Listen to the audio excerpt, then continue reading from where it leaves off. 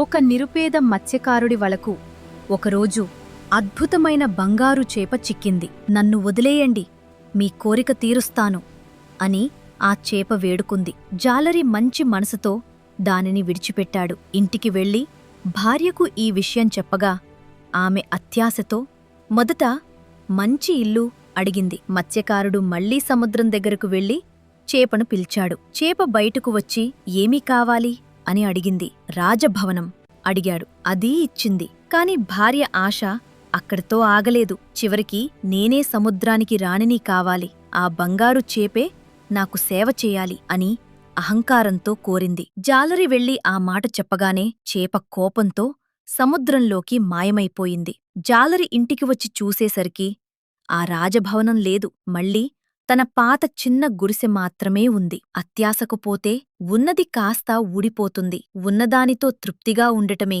నిజమైన సుఖం.